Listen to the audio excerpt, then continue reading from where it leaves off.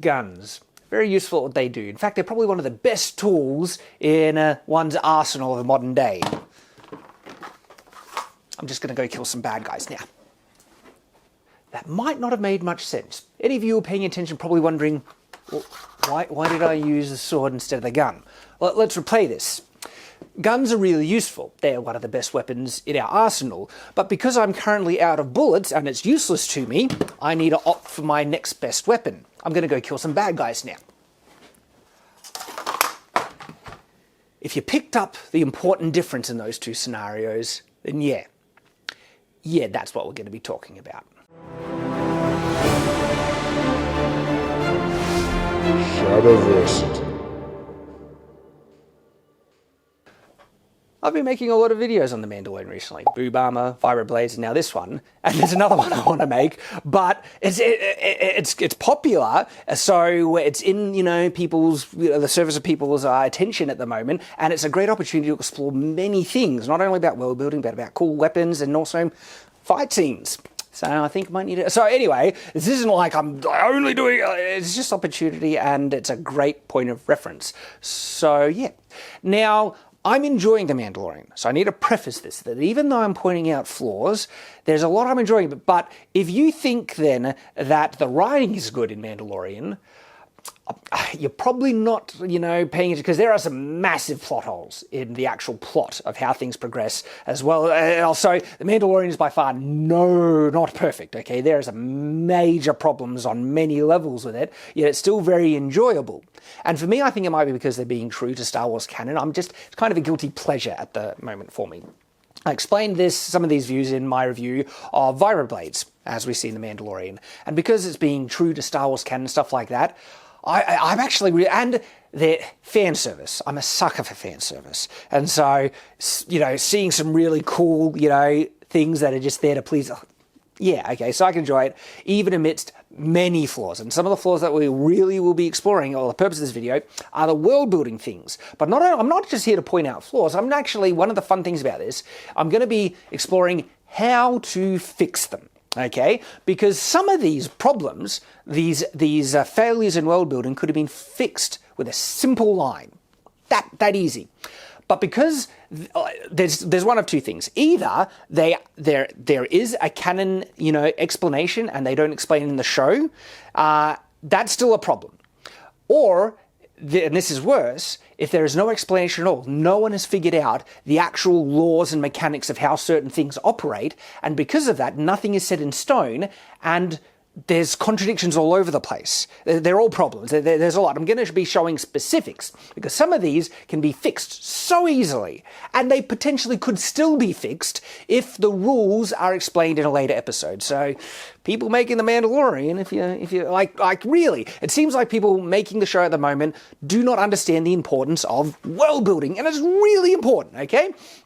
And so, there's specifics, and hopefully, maybe someone might be able to pick up on some of these rules that I will propose to fix some of the problems. Some are too big to be fixed, but anyway, so that's there. But before we get there, okay, if you are interested in world building, and I'm assuming you are because you're watching this video and stuff like that, if you're a role player, if you're a writer, if you're a game developer, if you're any number of things, but even if you just enjoy world building, okay, and you like to dabble in creating something, the sponsor of this video is going to be really phenomenal for you. It is Campfire Blaze, okay? Campfire Blaze is essentially kind of like a writing assist program, because not only does it have a word processor so you can write your story and stuff like that, but it's also got these brilliant world building tools as well. You can make maps and actually link, elements and information on the map, the town, the history, your character profiles, histories, backstories, and everything like that. It's got all these tools. There are even, tools to figure out fantasy languages and fantasy races and stuff like that. And the great thing about this, it creates it in such an easily referenceable thing. I'm a big world builder, okay? I'm an author. My book right there, okay? Massive world building things. And the world building document, when I, created this, was so long, and it was really hard to look up at stuff, okay? With Campfire Blaze, you can get access to all of that, like find what you need, what you've written, reference to what, all the histories. It is really useful, okay? It is really awesome, so highly recommend Campfire Blaze, sponsored this video. The payment structure is amazingly flexible, so you can choose the features you want, okay? And it isn't like all or nothing, where you're getting forced to pay for tools that you're not going to use. You can pick the exact things that you do want to use, and then you can pick if you want to do a monthly subscription or a one-off purchase. That flexible, and some of these things are as cheap as $1. Like it's crazy. So the payment structure is really flexible. The other big feature I really like is it's fully secure. You don't need to be online to use these features. You can just use them on your computer, but it can be used online as well. If you have access to any type of web browser, you can still access all the features of Campfire Blaze. So you get the option of the online freedom or security where it's just on your thing. So really great. Highly recommend it. And so if you're interested, link in the description below, Campfire Blaze. Thank you for sponsoring this video. And now we'll get back to the meat, okay? World building and the flaws and potential fixes in regards to The Mandalorian and Star Wars generally. There's some things that just, in other Star Wars things that related to, sometimes not even The Mandalorian, but they're in Star Wars and they just pet peeves and I want to mention them. Anyway, so one of the first really interesting things that the Mandalorian series introduces are the fobs. Fobs are interesting. First of all, it is not explained how they work at all. And that's a problem. That's the first problem, okay? Because we can only try and go off what we see them doing, and they seem to be like insanely, they just point towards whoever, and we don't know why or how, they just point towards someone and you find them. That's a problem. Why is that a problem? Okay, you need to understand, world building, or little elements like this, okay, if they're fobs or if they're a new weapon or whatever, all right, you are establishing rules. The writers, the creators, whatever, if you're doing this, you're establishing rules whether you know it or not. And you're establishing them by showing how they operate. So if you show something doing something, guess what? That's the rule. This thing can do X. Now, that then has many significant implications. First implication is, if it can do X and that was really useful, why hasn't anyone else been using them if no one else has been using them? Okay, if it's something new, okay, and then if this thing can do that, well, that means in every other situation where someone needs something done where this tool could be used to help out, they would use it. And if they don't, why? Okay, now the whys. Why hasn't people been using before, or why wouldn't they use them in the future? These can all be answered through proper world building and establishing the rules, the limitations and extents of how this thing operates. And it's not hard to establish. A lot of these things can sometimes be fixed by a single line. That's it. Just a throwaway line which simply establishes limitation or extent of how they're used, and done, and it can solve so many problems. Because without explaining something like this, the fobs introduce a massive problem in the Star Wars universe. Because one of the problems that people face in the Star Wars universe? Finding people. It's really hard to find people, and that can be good if you're a good guy hiding from the bad guys. You can hide, and then the bad guys won't find you. In fact, it's already been shown in Star Wars that people have gone to great lengths to find people, okay? The very first Star Wars movies ever made, the Empire is bending over backwards to find the rebel base. They are doing everything because it's hidden, and of course it makes perfect sense, all right? The rebels are hidden. Why can't the Empire find them? We don't know, and so it's really, really hard to find them. Okay, that's all good. Now the fobs are introduced, which is this magical technology thingy that points where someone is, just does. We don't know how, okay? And so if the Empire, we can only assume if the Empire had access to fobs in the New Hope, that they would have found, what do you need for a fob to work? This is the question. It's not answered. You can then start to assume. Now, this is a problem, okay? The fact that it's not answered is already a problem. And if there are answers, there sometimes are. You can sometimes logically come to an answer. The audience and fans should not have to do this. If there is anything that needs explanation to avoid a plot hole or a problem like this, it should be explained in the show to avoid, but not only to avoid plot holes, because you think then, all right, you do all these facts and everything. No, first of all, it's not an endless, stream of information and world building and stuff like that. You can solve these with simple lines. That's the first thing. So it's not like, bog narrative down with over explanation. But the other thing is, it can enhance the story because it will structure things and create limitations. Limitations are phenomenal. And you might think, why? No, really, they are, okay? A magic system is more interesting by what it can't do than by what it can, because it has to operate within the realms of certain limitations. And as soon as you know the limitations, sometimes you might not think of a way that a power or technology can be used, but it's allowed for based on the limitations, but you haven't thought of it, but the hero might think of it.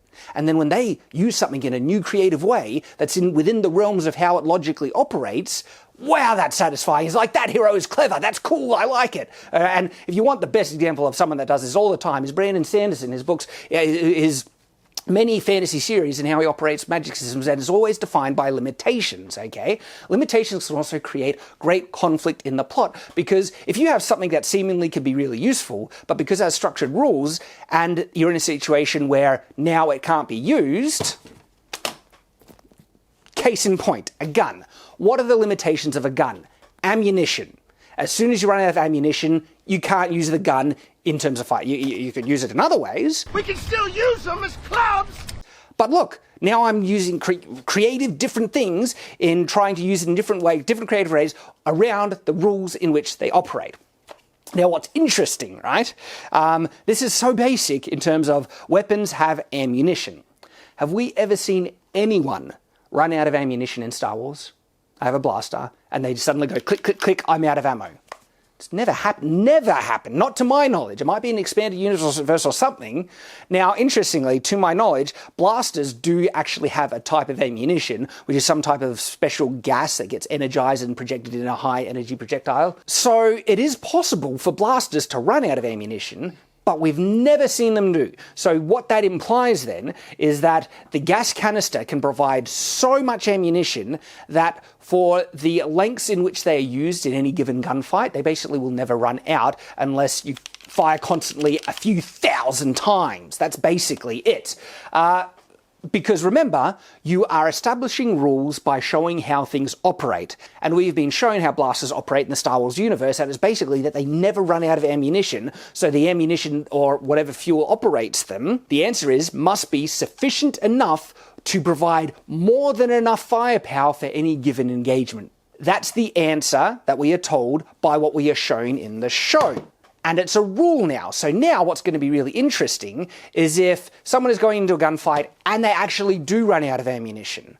That's going to be a bit of a plot hole, because why did they run out of ammunition suddenly? Like, no one's ever, like, that would be so odd and out of place in Star Wars, you would actually need to explain it to avoid this new plot hole based on the fact that, no, it's never happened to anyone else. And so how would that work? Because we don't know how blasters are, like, do they naturally collect the type of gas just out of, is it a type of gas that or is it a canister? And everyone just off screen has always been refilling their canisters in between fight scenes. We've never seen anyone do it.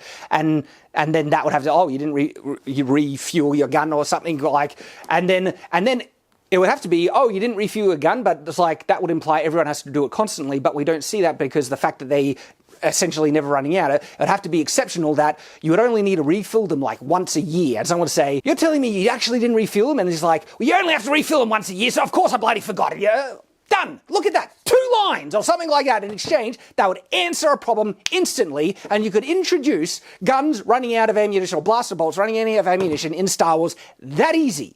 And it was a couple of lines, bang, and you've enhanced the world, given us more information, because this is the other thing about good world building. Sometimes it's fun and interesting. You might think, all these facts. Sometimes facts and things are really interesting and intriguing, and they paint a more vibrant world. And just for the interesting fact alone can be the enhancement to the story.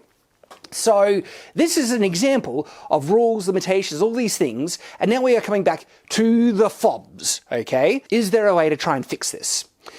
I think there possibly might be, but this is, again, the fact that I need to do this is pointing out a huge hole, a problem, a flaw in the writing and the show. If you're saying that there are many, like perhaps this ammunition thing, was the ammunition in blaster bolts covered in expanded work? Possibly. Possibly, I don't know, I haven't read all the expanded works of Star Wars. A show, okay, especially if a world-building thing is essential to the plot, all right, that is actually affecting the actions of the characters. That plot should not be reliant on external material to make sense, all right? If there is a world-building element that the current plot is essential on, don't rely on it. That's a real, not only is it really lazy, but it's a flaw. And usually what it is the result of a writer who just wasn't thinking about it, didn't care about world building, wasn't or something, they just forgot it, okay? And they weren't even acknowledging or relying that someone will correct it in a comic book or an expanded, that they just didn't care, or they don't even know that it was answered in an expanded thing and they just outrightly contradict something like that. But usually that's the answer. They just don't care and they're not relying or expecting on anything to be fixed in expanded works. And then people who actually do understand the importance of world building then take it upon themselves to try and fix things, after the fact because of these lazy writers and these flaws and problems that they create and everything, and then they're always doing catch-up, which is really annoying and oftentimes creates contradictions and all those problems, okay? So, yeah, FOBs, to my knowledge, are not answered in any expanded outside work. And I've already mentioned the fact that I need to do this is a problem, and I really shouldn't have to do it, okay? Because FOBs are essential to how Mandalorian first operates. I mean, it's how he finds some very important characters and things. But already the things that FOBs establish causes major problems because they are shown to be insanely useful. You can track anyone across the galaxy. And all right, how do they operate? We're wondering about this because they are being connected to someone somehow. There is some type of marker on an individual that a FOB is able to lock onto. And so the most obvious marker that can really help identify people in our own modern day is like DNA. They can lock onto someone's DNA. It is a unique marker that will be able to identify someone for someone else. We're not told that this is how. So now I'm starting to explore, is there a way to make FOBs work?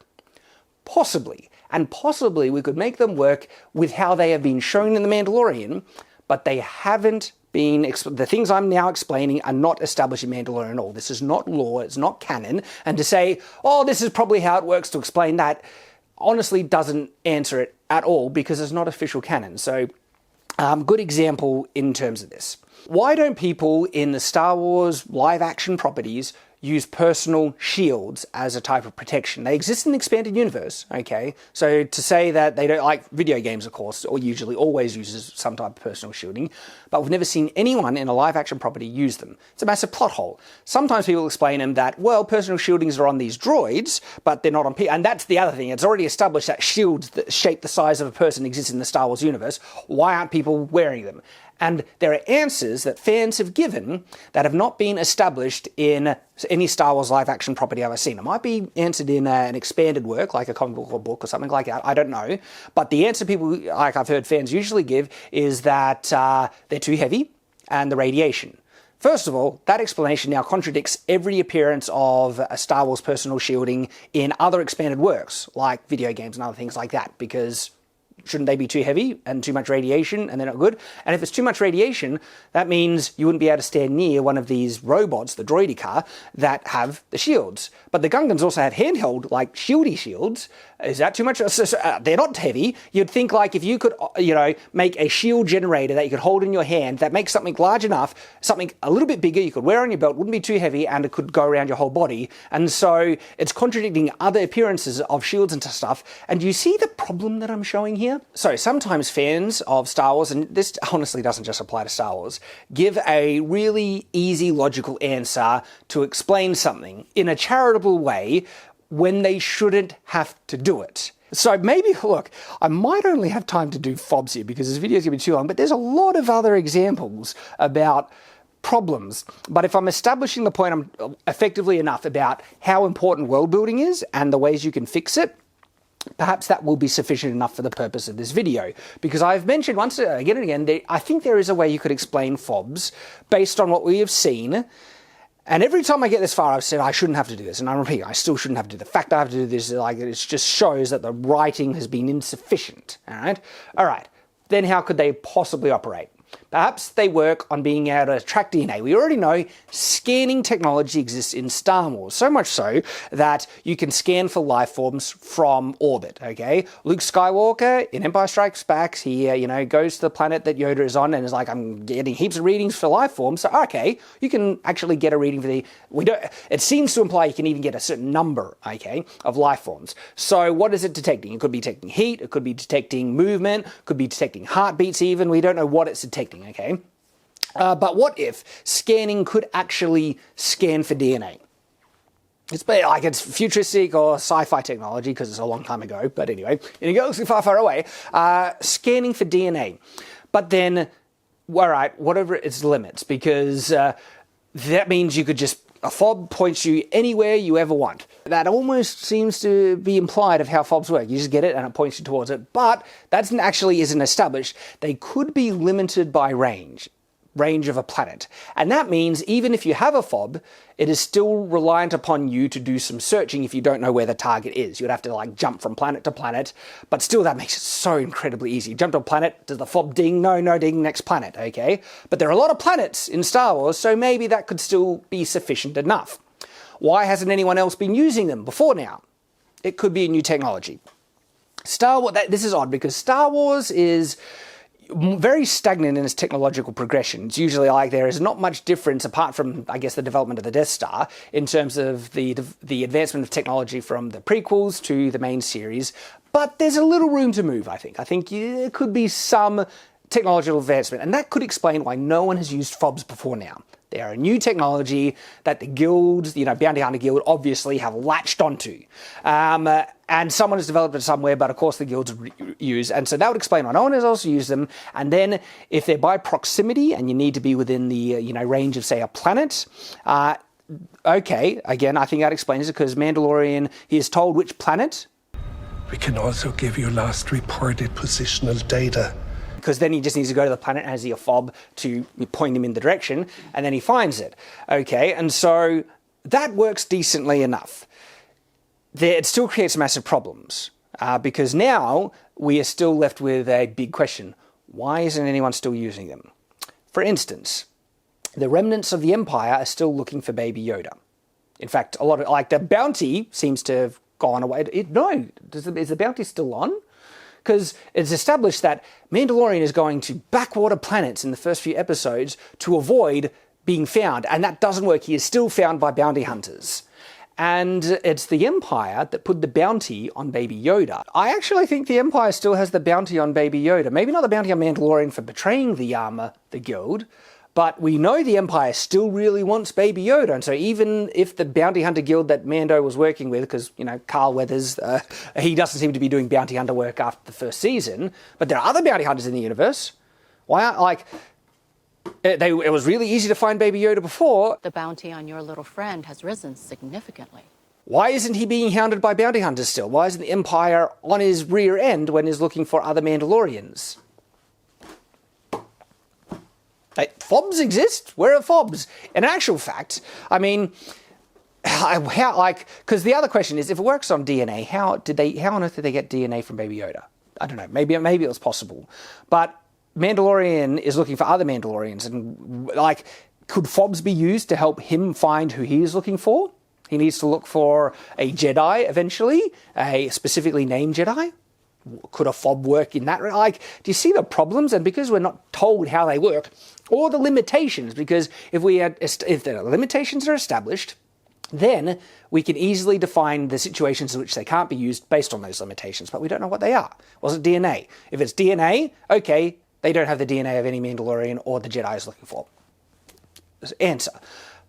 Why, how, you could explore it further. It's not fully satisfying, but I think with the rules and definitions and things we put in place, that could almost solve a decent amount of the problems with the fobs. But the fact I need to do it is a massive problem, and if anything is contradicted, if a fob is ever used to track point towards someone's location at a greater distance than a planet, like a different star system, if something is even said and throw away to imply that they existed previous to Mandalorian in the original, Star Wars trilogy, How do you get a fob off if you give it? I think that would be great. Mandalorian could somehow show the way to break fob tracking. Now, if you say it's just like an anti-fob shield or something like that, that could potentially create far more problems, because then why the hell aren't any of these bounty targets being... So if you create a way to break a fob tracking, it would need to be a satisfying explanation to explain why every other person who is being tracked by fobs isn't doing it. Do you see what I'm saying here? So this video's already gone fairly long, but I want to do a couple of really quick ones that potentially could be solved so easily by a simple line, because nothing is given in the Mandalorian at the moment to explain it. So a couple of quick ones, hopefully we'll see how we go. But Mandalorian's armor. There's a couple of problems with it, okay? First of all, he has been impacted with certain forces that should have killed a regular person. Now, it could be that he's just not a regular person and he can tank it. He's really, really tough. In fact, Mandalorians might have some type of genetic enhancement. That seems to be kind of implied in some other things. Cara Dune, she might actually have some genetic enhancements. Gee, it would be great if someone just said it, and they might have actually said it. I can't remember. So correct me, tell me. But if that's the case, that could answer it. That's why Mandalorian could survive falling off the sandcrawler, also being hit by the mudhorn in the chest, and getting his arm yanked by the TIE fighter.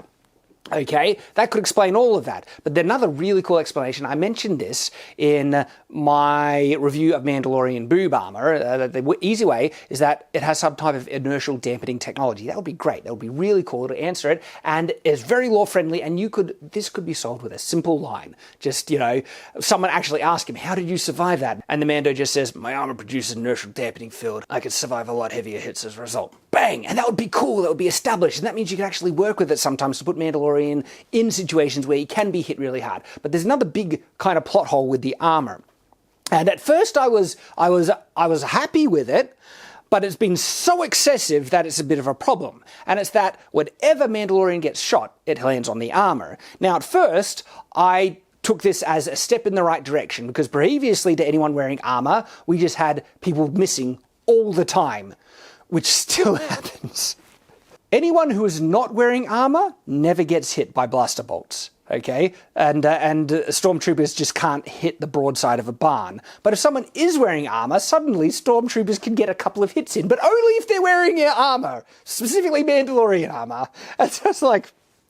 Because first I was saying, well, at least they're getting hit now, all right? It's a step in the right direction, but now... Mandalorian not only has gotten hit occasionally, he gets hit a lot, sometimes excessively so, under heavy fire, and every single blaster bolt conveniently lands on the plates of his armor. And I reviewed Mandalorian's armor. There's a whole video here where I explain one of the big problems of this armor is that there are big gaps, really big gaps on the armor. Between the neck and the helmet, between the gaps of the shoulder plates and the thing, on the sides of his chest plate, underneath the sternum and torso part, there are gaps everywhere, okay? And it just, baffling. It is not like, it is so contradictory to just realism that someone who has been shot this many times in the Mandalorian has been shot this many times, that not one single shot happened to have landed in the gaps between the armors. And remember, I said, at first I was a bit okay with it, but because it's happened so excessively, now it's just like, it's a joke. It's like, come on, he's getting hit, shot that many times, and they're all convenient landing on the armor. Plot hole. It could be explained with a single line, and that, Mandalorian does something. In fact, there are two scenes in particular where he's getting hit a lot, okay? And all they'll need is someone to ask questions like, "I can't believe you survived that." And Mando says, "My armor plates attracts blaster fire." Done! Okay? The armor pieces have some type of field that cause blaster fires to curve in and hit the armor pieces. We're done here! Problem solved, plot hole fixed! And it would actually enhance the coolness of the armor and explain, why Mandalorians don't need to go full body coverage. And this would be advantageous because if you have partial armor coverage, that means more flexibility, more movement, less weight. Beskar seems to be pretty heavy, and so makes it far more workable because they wouldn't need full coverage if they can make plates on key parts of the body that attract blaster fire. And it might not be like super powerful that if it's shot a meter away, it'll still curve in and hit the armor. Maybe the attraction only happens if the blaster bolt is within this range of an armor piece, that then it would curve in and hit, okay? So easy, so done, but no one says it. No, and then, because this is the thing, okay? If there is a new episode, Mandalorian, where he gets shot in between the armor pieces, it would contradict that explanation, flat out. It wouldn't apply anymore, okay? So if you give that explanation in the show, and then somehow he's hit in between the armor pieces, that would require a new single sentence line somewhere of someone saying, how did that happen? I thought the blaster bolts are always attracted to the plating. And Mandalorian says, there was too many shots that overwhelmed the attraction field and one got through. Done. Solved. Sorry, I really like world building, and so problems like this just... So there are a couple of additional things I could talk about, like vibroblades, but I do actually have a whole dedicated video on vibroblades, which answers some of the potential problems and other things. So I don't need to really dive into vibroblades. But there are a couple of small little things. When I say small, to me they're big, okay? Like in Star Wars, the fact that the walkers, the AT-ATs and the AT-STs and stuff,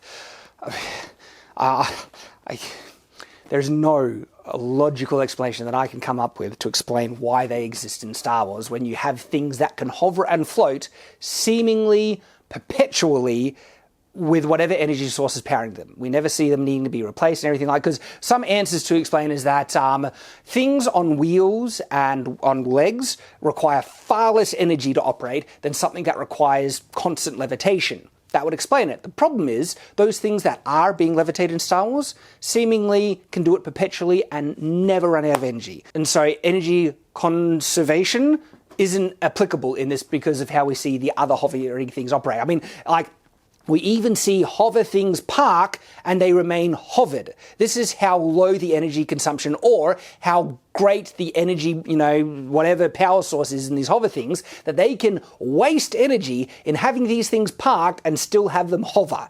That's how efficient it is, and they can leave it for days at a time, years even, seemingly, because I've never seen a hover thing, like a speeder, actually need to stop hovering. Like the speeder bikes. Ben, do the speeder bikes actually stop hovering when they're not being used, or they are still hovering? I think they're still hovering. Actually, I think they are still hovering, yeah. We're going to check this in editing about speeder bikes, but I do, from my memory, speeder bikes still hover when they're not being used. And look, it could be that when they just park them for short amounts of times, they leave them hovering, but when they park them for the night, they actually turn the hover thing off and land. But to my memory, I've never seen that. Let me know in the comments if you can think of a specific time. But implication seems to be like episode 1, the speeder that they're on, when Luke parks it and they go into the thing, whatever they get on and off the speeder, it's always still hovering. And so the implication is that the hovering technology is remarkably efficient and can just do it constantly, and the energy usage is so minimal for how long it actually lasts, so they can just use it forever. But these are what we see with the hovering things, and so if they have hovering technology that efficient and that effective, why is anyone still using legs like an actual mech? It's baffling. Is it weight? Okay, is the hovering technology only efficient to a certain amount of weight? When it gets too heavy, then that would overpower it, and it wouldn't last nearly as long as they need to. Maybe. I would think the AT-STs are light enough to see, because we've seen hovering tanks in episode 1, for crying out loud. That has a lot of weight, and they even had really big transport things that were hovering as well. I mean, we've seen Star Destroyers sitting in atmosphere above a city without a problem at all for months at a time. Things flying up and down. And so again, I'm assuming same type of hover technology, anti-grav, whatever, to just keep something suspended there, because in reality, like something that massive, the amount of energy you would need to expend to keep it like levitated under just thrust technology would be insane. And so whatever anti-grav technology they have in Star Wars is really efficient. And again, it just like, why do you have walkers and legs then? Because the problem with walkers is if you take out the legs, they drop, which we've seen. So this is a problem that just exists in Star Wars everywhere. I mean, and to just, going to the prequels even, where we see in Rise of Skywalker, they have like sand things that have tracks, that's got wheels and tracks. This is so baffling because in every other instance of something that is motorbike-like, in that you're sitting on with something like that, it's hover bikes or speeders. So like those are the things. And yet, in this instance, the first order, oh yeah, we'll use tracks, like a sand dune track thing. That's not going to be a problem. No one could throw a hook on a chain that could get tangled up in the tracks and wreck them. And of course, that would never happen. Surely not.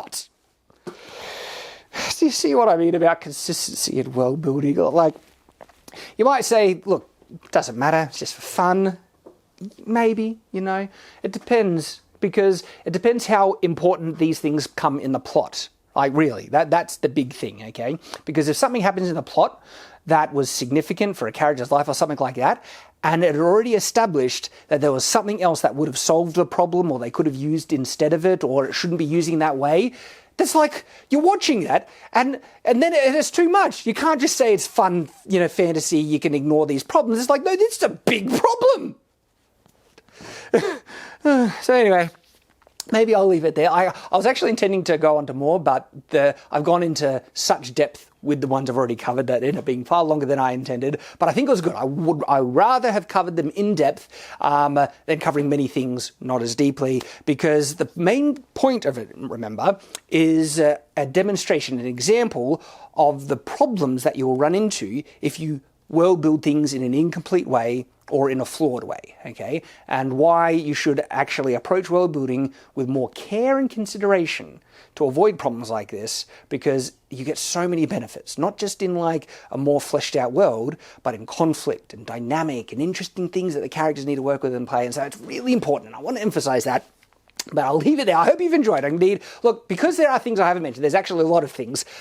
List them in the comments. Go down in the comments and list problems in world building that you've seen in Mandalorian, Star Wars, but maybe in just other things generally where it really annoyed you, where they do something with something and they never use it again, or never comes up, or they contradict its use, something like that. It happens so often, or something exists that shouldn't, and it's dumb that it exists, like the walks. Anyway, share them in comments. I'd love to read them. Really looking forward to reading them. Thank you for watching. I hope you've enjoyed. And of course, I hope to see you again in the next video. So until that time,